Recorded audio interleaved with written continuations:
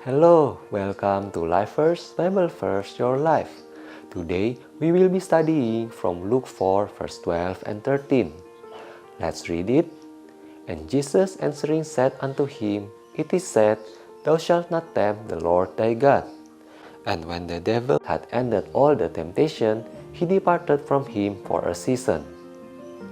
Today's message talks about Jesus' response to the third temptation that is recorded in the book of Luke and what the devil do afterwards. Jesus used the word of God again to counter Satan's temptation. This time, Christ took it from Deuteronomy 6 verse 16, which refers to the story in Exodus 17 verse 1 to 7, which is written that thou shalt not tempt the Lord thy God. This teaches us one thing, that we are not to test or to prove whether God will fulfill His promise or not. We claim His promises because He will definitely fulfill His promises, not to make doubt whether He will fulfill it or not. And in claiming God's promise, we also fulfill the condition on which the promise is based upon, not doing things our own way. And in Jesus' case, He does not deliberately put Himself into danger and expecting God to fulfill His promise.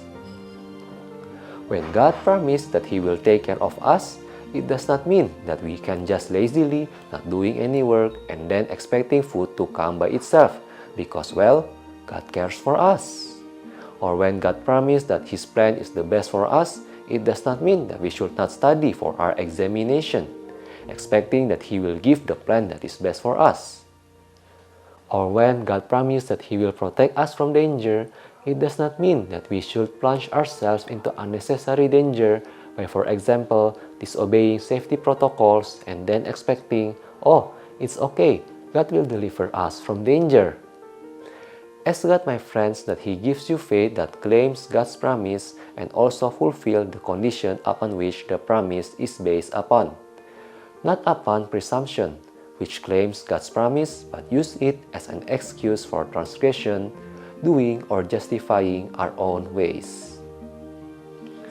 The next lesson we can learn, we see here, after finishing the third temptation, Satan left Jesus. This passage, if we look carefully, uses an interesting word for a season. This teaches us one thing, that the victory that God helped us to win in the past does not necessarily mean that we won't be tempted by Satan anymore. He will continue to tempt us until we die or Jesus comes back for the second time, whichever is first. This tells us that we need Christ continually. Not once are we safe without Him. Peter sank into the sea when he starts to look at the boisterous wind. It's the same for us. When we stop looking to Christ, beholding Him, the storms of life, the temptation that Satan hurls at us will sink us. Therefore, my friends, have a personal, close relationship with Christ, looking and beholding Him continually to keep you safe from the devil. Today we learn that we are not to use God's promise as an excuse to do transgression or our own ways.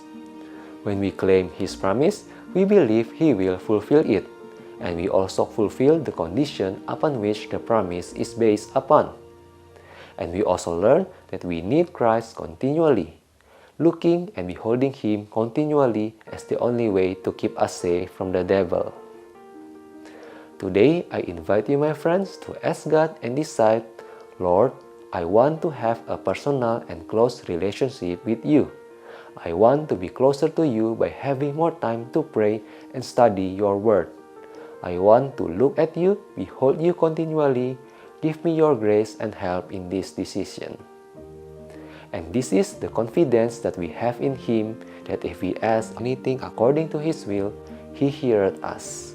Claim today this promise of God. May God bless you all.